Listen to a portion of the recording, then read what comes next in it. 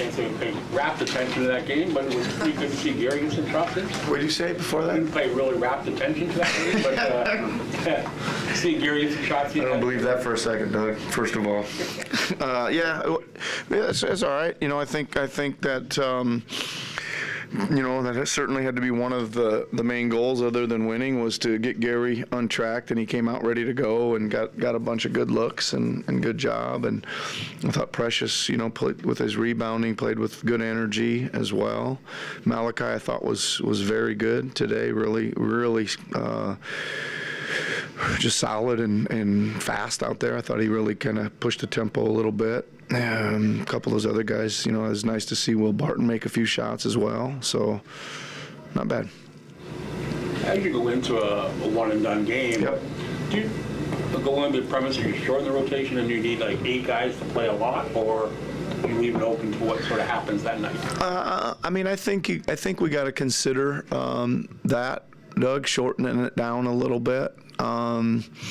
But I think it's always, it's always a little bit how the game's going, that what's going to affect that as well, right? You never quite know how it's going to go, and we certainly would like, you got foul trouble, you got other things like that could happen that affects the rotation. But I think the premise going in is, your guys, it's you gotta play your best guys as much as they can handle, really. After a tough season like that, how tough do you think it's going to be to kind of turn the page? Do you go into Wednesday preaching blank slate sort of mindset? I guess so. I guess what just happened, we are where we are right now, right? And what happened doesn't really matter much if we can, win a couple.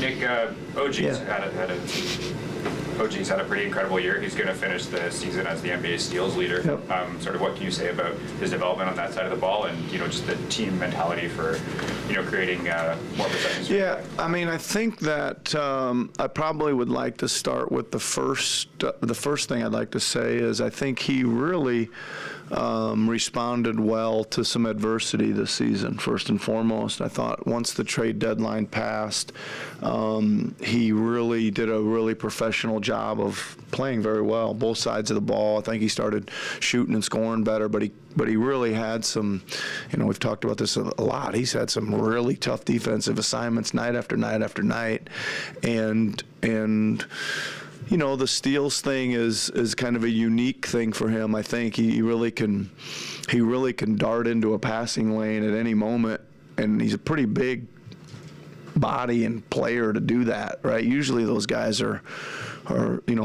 smaller, quicker guys, really, that just are in the mix for that stuff. So that's kind of unique. But as we've talked about many times, he's really guarded literally every position and had some nights where he's given some really, really good players a tough time out there. So, I hope that he gets recognized for that.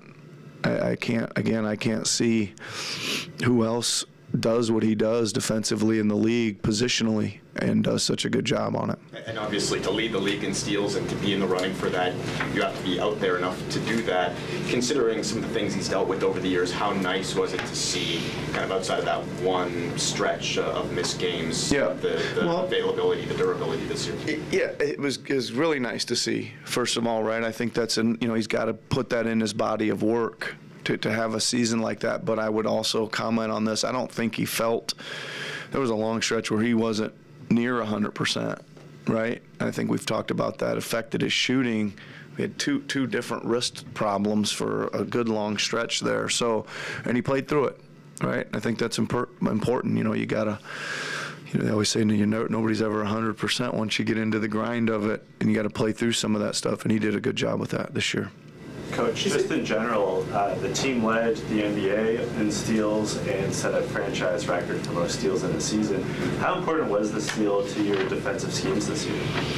Well, I think that just kind of from a starting point of what we want to play like, I would say being aggressive is one, is right up there, right? Being aggressive, ball pressure, et cetera. So, I mean, that's something that we emphasize, and it's good to see it, when you sit down and say, well, how are we going to play? And this is one thing we can do well, and to do it over the course of 82 games, means there was a lot of good effort and energy and a lot of good pressure and aggressiveness out there. Yeah. I apologize if this was asked before I walked in here, but is it tough on a coach to sit a guy like Thad Young out for 14 games in a row to end the season under the circumstances that you're doing it? Yeah, it is. It is.